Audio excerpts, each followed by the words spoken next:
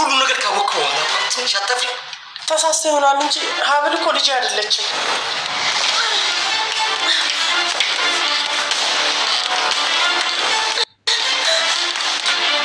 እያሳመምከኝ ነው።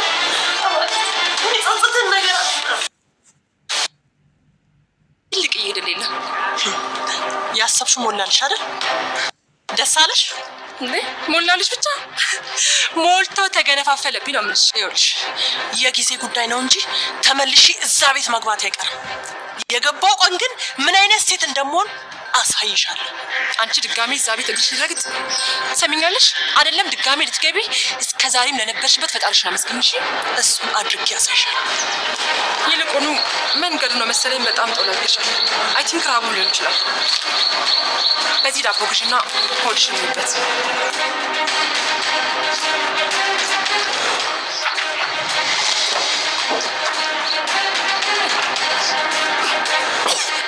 ምን ልቀቂ። ትንፋሽ ይገጥረኝ ነው። ምን እንደምታደርገው በደንብ አውቃለሁ። እሺ እኔ ስለምትይው ቅድ ምንም የማውቀው ነገር የለም። የማውቀው ነገር ቢኖር ደግሞ የጋሽን ሀብት ለመውረስ ስትሉ ሁለታችሁም ከባድ ፍክክር ውስጥ እንዳላችሁ ነው። የእናቷ ማስደብደብ ሳያንስ ጭራሽ ቆማ ስትሰልበኝ ዝም ትላለህ? እርግጠኛ ነኝ እማዬም አላስደበደበች እና ራሴ እንደበደልኩ ትሰሚያለሽ? የምትሰሪውን ስራ በሙሉ የማላውቅ እንዳይመስልሽ። የዘነቡ ሴራ ተጋለጠ። ዘነቡ እንግዲህ ከቤት ወጥታለች ተባላለች ማለት ነው። አቶ እስክንድር አንገቷን ሲጥ አድርጎ ጎትቶ ከቤት አውጥቷታል። ሌላ ነገር ሳይከተልሽ ከዚህ በኋላ ከቤቴ ራስሽ አውቀሽ ብትወጪ ይሻለሻል በማለት ሻንጣ ይዞ ከቤት ሸኝቷታል፣ አባሯታል። አጸደ ታዲያ በመንገድ ላይ አግኝታ ላንቺ የሚገባሽ ይሄ ነው፣ በጣም ደስ ብሎኛል ስትላት ነበረ። ከዛ ቤት በመውጣትሽ ከደስታ ይልቅ በጣም ብዙ ደስታን የተደሰትኩት፣ ፍልቅልቅ ብዬ ይኸው እየሳኩኝ ነው፣ እንዴት ደስ አይለኝም፣ አንቺ ከዛ ቤት እስከምትወጪ በጉጉት እየጠበቅኩኝ ነበር እያለች እንግዲህ በመንገድ ላይ ስትስቅባን ነበረ። ታዲያ ዘነቡ የአጸደን አንገት ይዛ ከመኪና ጋር እያጋጨቻት ትገኛለች። ይህንን ያደረገችው ደግሞ መጀመሪያም ከዛ ቤት እንድትወጣ ስለምትፈልግ ሀሳቧ ስለተሳካላት በደስታ ነበረ ደስ ሲላት እየነበረው ማለት ነው። ሀብል እንግዲህ እዛ ቤት እንድትቀር ሆናለች። እዛ ቤት የቀረችበት ምክንያት ደግሞ እውነታውን እንግዲህ እሷ ተናግራለች። እኔ እዚህ ቤት የእናቴን ሴራ ተባብሬ የተቀመጥኩት እዝራን ስለማፈቅረው እና ስለምወደው ነው፣ ከልቤ ልጆትን አፈቅራለሁ በማለት ተናግራለች ማለት ነው። ይህንን ምክንያት በማድረግ እንግዲህ ፍቅር ካለሽ እዚህ መቆየት ትችያለሽ አይነት ነገር አንቺ መቆየት አለብሽ እዚህ፣ እሷን ግን ላየት አልፈልግም ብሎ እንግዲህ ከቤት አባሯታል ማለት ነው። እስካሁን ድረስ ይህንን ሁሉ ያልተናገርኩበት ይህንን ሁሉ ችዬ የኖርኩት እኔ እዝራን ስለማፈቅረው ነው በእናቴ ሴራ ውስጥ የተቀመጥኩት ብላ እንግዲህ እውነታውን ተናግራለች። እዝራ ግን አልፈልግም፣ ውሸታምን ሚል ሴት ላፈቅር አልችልም፣ አንቺም እዚሁ ይሄ ሁሉ ነገር ሲሆን እንዴት አልተናገርሽም? ለንብረት ብላችሁ አንቺና እናትሽ ወደ ቤታችን መጣችሁ፣ እውነታው ያ ነው። አሁን ፍቅር ፍቅር እያልሽ በፍቅር ለመደለል አትሞክሪ፣ ውሸታም ነሽ፣ ላይሽ አልፈልግም እያላት ይገኛል ማለት ነው። እሷም እንደዚህ ከምታደርገኝ እንደውም ግደለኝና ባለውለታ ይሁን ገለክ ገላግለኝ ነበር ስትል የነበረው። እኔ ግን አንቺን አስመሳይ ውሸታም ከሃዲ ገድዬ እጄን አላቆሽሽም ማቆሸሽም አልፈልግም ነው ሲል የነበረው እና እዝራ እንግዲህ ሀብልን አልፈልግም እያለ ይገኛል። አባትየው ግን የዳርኩክ እኔ ነኝ፣ ስለዚህ አሁን መውቀስ ካለብህም መውቀስ ያለብህ እኔን እንጂ ሀብልን አይደለም። እሷ እዚህ ቤት ውስጥ የተቀመጠችው አንተም ስለምታፈቅር ነው፣ እድል ልትሰጣት ይገባል እየተባለ ይገኛል። ሰላም ጤና ይስጥልኝ ውድና የተከበራችሁ የቻናሌ ቤተሰቦች እንዴት አላችሁ? በያላችሁበት የዓለም ዳርቻ ሰላማችሁ ይብዛ። ለዚህ ቻናል አዲስ ከሆናችሁ ሰብስክራይብ፣ ላይክ፣ ሼር እያደረጋችሁ ቤተሰቡ ነው። እንግዲህ ሀብል ቀጣዩን ክፍል ወደ እናንተ ይዤላችሁ መጥቻለሁ። አቶ እስክንድር እንግዲህ ልጁንም አሳልፎ ለፖሊስ ሰጥቷል። ልጁ እንግዲህ በግድያ ወንጀል ተጠርጥራለች። ይህን ደግሞ አባትየው የሰማው እሷ ስልክ ስታወራ ሰምቷታል። ለፖሊስ አመልክቶ ፖሊሶች አስረዋታል። እንዴት አባት እኔን ያሳስረኛል በስልክ በሰማው መረጃ ብቻ እያለች ትገኛለች። ይህንን ግድያ ያስፈጸመችው እንግዲህ ሀብልንና እናትየዋን ከዛ ቤት የምታወጣበት ዘዴ እየፈለገች ነበረ፣ እነሱን ነፍሰ ገዳይ እንዲባሉ። ከዛ ደግሞ ሀብልን ስከትፍበት የነበረውን ቢላም ከዛ ክችን ወስደውታል። ያንን ሁሉ ሴራ ሲያደርጉ የነበሩት እንግዲህ በቢንያም የተገደለችዋ ሴት ሀብልና እናትየዋ እንደገደለች ሊደረግና በዘለዛውም በዛ ቢላ ከሆነ ቢላው ስለጠፋ ግዴታ ገዳዩ ሀብል ናት እንዲባል ነበረ ለማድረግ ያሰበችው። ግን አባትየው አሳልፎ ለፖሊስ ሰጥቷታል፣ ታስራለች ማለት ነው። አሁን ላይ እዛ ውሸቷን እየካደች ትገኛለች። እኔ ስለምትላት ሴት አላቅም። ምናልባትም እኔ ወንጀለኛ አይደለሁኝም። ወንጀለኞችን ትተክ እኔን ለምን ታሰቃየኛለክ? ቢንያም የሚባል ሰው ምን ጨራሽ አላቅም። ይሄንን ስም ራሱ የሰማሁት ዛሬ ገና ነው እያለ ትገኛለች። እንግዲህ ያንን ብትልም ግን ማረሚያ ቤት እንድትቆይ እንጂ ከዛ እንድትወጣ አይደረግም ማለት ነው። እውነቱን እስካልተናገርሽ ድረስ መቼም ብትሆኚ ቢሆን ከዚህ ልትነቃነቂ አትችይም። እውነታው ደግሞ አባትሽ ነግሮናል። ስለዚህ ቢንያም የሚባለው ሰው ይገኛል ተብሎ እየተፈለገ ይገኛል። እሱም በቁጥጥር ስር ይውላል ማለት ነው። አክስትየዋ አጸደ ግን ቢንያም የሚባለውን ሰውዬ ቀድሜ ላገኘው ይገባል፣ እህቱን እናግትበታለን፣ ከዛ በኋላ ለእህቱ ሲል ራሱን አሳልፎ ለፖሊስ ይሰጣል፣ አንቺ ነጻ ትሆኛለሽ፣ ገዳዩ እንደሆነ እሱ ነው እያለች ትገኛለች። እና ነገሮችን በዚህ ልክ እያጥመዘመዘች ትገኛለች። አክስትየዋ ያልተነቃባት መሰሪ ናት ማለት ነው። አሁን ላይ ሀብልንም ቢሆን ከዛ ቤት መንቅሬ አወጣታለሁ እያለች ነው የምትገኘው። በጣም ከባዱ ነገር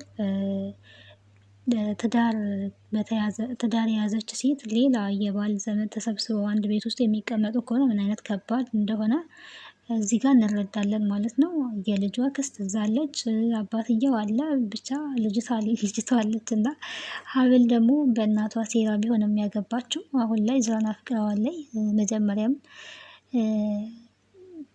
እናትየዋ ወደዛ ትዳር ስትጋብዛት ወይ ደግሞ ወደዛ ህይወት እንድገባ ስታደርጋት እዝራን አፈቅረዋለች ማለት ነው። በዛን ሰዓት ላይ ግን ደግሞ ቤት ውስጥ ያሉ ሰዎች ሰላሟን ሊሰጧት አልቻሉም። ልጅቷ በማታውቀው ነገር ዋጋ እየከፈለች ነው ማለት ነው። የእናቷን ሴራ ብትደርስበትም ግን ደግሞ ከዛ ቀጥለው ያሉ ሰዎች የባሏ ዘመዶች የሆኑ ለሀብል ጥሩ አመለካከት የላቸውም ማለት ነው። እሷም ከዛ ቤት የምትወጣበትን ምክንያት ነው የሚፈልጉት። የሰሙት ነገርም ስላለ ነው። እዛ ቤት እንግዲህ ሀብልን ያስገባቻት እንጀራ የባሏ እንጀራ እናት ደግሞ የሀብል እናት በጣም ከባድ ነው። እንደዚህ ንብረት ለመውረስ ነው እና ለንብረት ተብሎ ይሄን ሁሉ ጣጣ ውስጥ ያስገብታታለች። ሀብል ግን እውነታውን ተናግራለች። ነፃ ሆኜ መኖር ነው የምፈልገው፣ ሁሉም ነገር ይፋ መውጣት አለበት፣ እስካሁን የተደባበቀ ህይወት በውሸት የተጠመጠመ ነገር ውስጥ መኖር አልፈልግም ብላለች። ሲነቃባት ዘነቡ ግን ስትል የነበረው እኔ ምንም ስለሚባለው ነገር የማውቀው ነገር የለም፣ አላቅም፣ እባክህ ይቅርታ አድርግልኝ ብላ እንግዲህ እስክንድር እግር ላይ ወድቃ ስትለምን ነበረ። እሱም ግን ሁሉም ነገር ታውቆብሻል፣ ሁሉም ነገር ተነቅቶብሻል፣ ይህንን ሁሉ ሴራ እንዴት በእኔ ላይ ታሴራለሽ? የሰማሁት ነገር እውነት ነው ወይ እያለ እንግዲህ እስክንድር አንገቷን ነበር ይዞ ከግድግዳ ጋር ሲያጋጨት የነበረው። እድል ስጠኝ፣ ይቅርታ አድርግልኝ፣ ይህንን ነገር እኔ አላደረግኩትም ብትልም ያው ሊያምናት አልቻለም ማለት ነው። እውነት እንደሆነ እስክንድር የእሷን ጥፋት ለንብረት ብላ እሱን እንዳገባች፣ ሲቀጥል ደግሞ እዛ ቤት ሀብልንም በእሷው ሴራ ገንዘቡ ወደ እስክንድር ስለዞረ በሱ ስም ስለሆነ ሀብልን ደግሞ በሀብል በኩል ደግሞ የእነሱን ንብረት ለማግኘት ይሄንን ሁሉ ሲስተም ተጠቅማለች ማለት ነው። እኔ እኮ በአሁኑ ሰዓት ላይ ያው ድራማ ላይ የምናየው ነገር ሪያሊቲ ሾው የሆነ ነው። በየማህበረሰቡ ያለ ነገር ነው ማለት ነው። አብዛኛው ሰው ከሰው ይልቅ ገንዘብ ላይ ነው ትኩረት ያደረገው እና ፈጣሪ ማለት ነው የእውነት ይሄ በሽታ ነው፣ የገንዘብ የሚያስወድድ በሽታ ነው ልል የምችለው እና ከሰው ይልቅ ሰው ላይ ነው ትኩረቱ። ገንዘብ ለሰው ልጅ ያስፈልጋል፣ ለመጠቀሚያ ነው። ገንዘብን ደግሞ ሰው ነው ሰርቶ የሚያመጣው እንጂ በዚህ ልክ ግን ከሰው አስበልጦ ገንዘብን ማየት በጣም ከባድ ነው ማለት ነው። አለማችን ወዴት ነው እየሄደች ያለችው? ለሰው ሬስፔክት የሌለው ትውልድ እየሆነን ነው እና በጣም ከባድ ነው። በድራማው ላይ እንደምናየው ሳትወድ ሳታፈቅር ለገንዘብ ብላ ግን እዛ ቤት መግባቷ ያችኛዋ መጀመሪያ። ሲቀጥል ደግሞ የራሷ ከሐኪም ቤት አግኝታ ያሳደጋቻትን ልጅ ደግሞ መልሳ እዛው ቤት ለልጅ ለልጁ ድራዋለች ማለት ነው።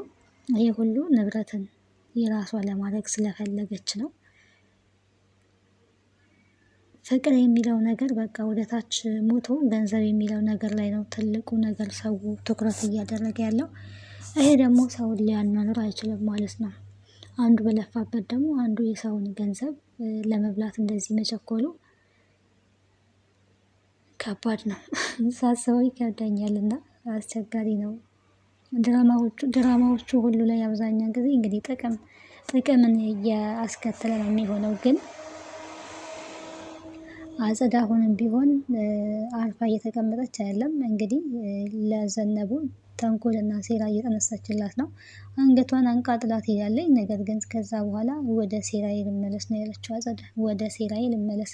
ሴራዋ ምንድነው? ራሷን በድንጋይ ፈንክታ ይኸው ዘነቡ እንደዚህ ያደረገችኝ፣ ሰው ልካ አስደበደበችኝ፣ አስፈነከተችኝ ነው ስትል የነበረው እና ደም በደም ሆና ነው ወደ ቤት የተመለሰችው።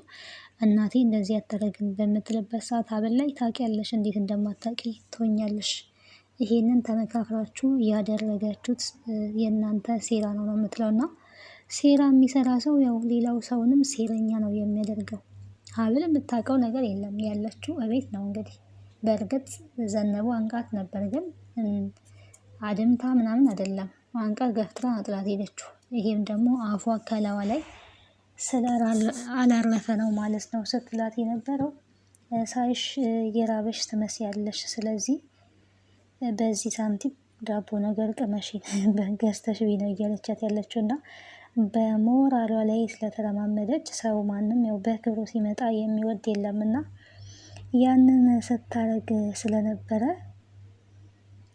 በዛ ምክንያት ነው እንግዲህ ከመኪና ጋር ስታጋጫት የነበረው ማለት ነው። ደግሞም ይገባታል አላርፍ ያለችው እሷ ናት። መጀመሪያም ከዛ ቤት እንድትወጣም ትፈልጋለች። ግን ሁለቱም ፉክክራቸው አክስትየዋም ሚስት ሆና የገባችው ዘነቡም ቢሆን የአቶ እስክንድርን ገንዘብ ለመውረስ ነው። ለእሱ ገንዘብ ብሎ ነው ሰውየው ገና ሳይሞት የእሱን ገንዘብ ለመውሰድ ሁለቱም ፉክክር ላይ ነው ያሉት እና ያቺ የት ናት? እችኛዋ ደግሞ ሚስት ነኝ ብላ ገብታለች። ሁለቱም በገንዘብ ምክንያት እንግዲህ ተጠማምደዋል። ይሄንን እውነታ ደግሞ ሀብል ዝርግፍ አድርጋ ወጥታለች ማለት ነው።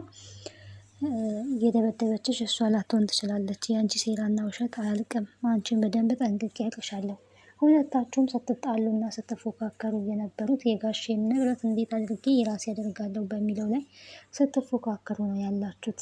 ስለዚህ ምናልባትም ሌላ ሴራ ሊሆን ይችላል። ይሄ አላምንሽም ነው ያለችው። አጸደ ግን አንቺ ነፍሰ ገዳይ ነሽ፣ ልጅቷ እዛ የታሰረችው አንቺ በገደልሻት ሴት ነው፣ የገደልሽው አንቺ ነሽ እያለቻት ነው የምትገኘው። እኔ ስለምትይው ነገር አላውቅም። ከክችን ቢላ ወስዳችሁና እሷ ገላታለች ልትሉ እንደሆነ ይህን ሁሉ ሴራችሁን በደንብ አድርጌ ጠንቅቄ ያውቃለሁ። እዚህ ቤት ውስጥ ደግሞ ጋሼና እዝራ ላይ ስትጫወቱ እያየው ዝም ማለት አልችልም ብላለች። ከዚህ ቤት ውጪ ነው ያለቻት። ከዚህ ቤት ዛሬ ነገ ሳቲ እቃሽን ይዘሽ እንድትወጪ እፈልጋለሁ እያለቻት ትገኛለች። ያጸደ ሀብል ደግሞ ከዛ ቤት እንዳትወጣ አቶ እስክንድር አዘዋል ማለት ነው። ለእኔ ስትይ እዚህ መቆየት አለብሽ። እዝራም ቢሆን አሁን ስለተናደደ ነው እንጂ ሌላ መጥፎ ነገር ኖሮት አይደለም። ጸባዩ ይስተካከላል። እድል ስጪው፣ እንደገና እንደ አዲስ ጀምር፣ እሷ ታፈቅርሃለች እያለ ልጁንም እየነገረው ነው የሚገኘው። ሀብልና እዝራ እንግዲህ ያው ቢስማሙ ጥሩ ነው ብዬ አስባለሁ።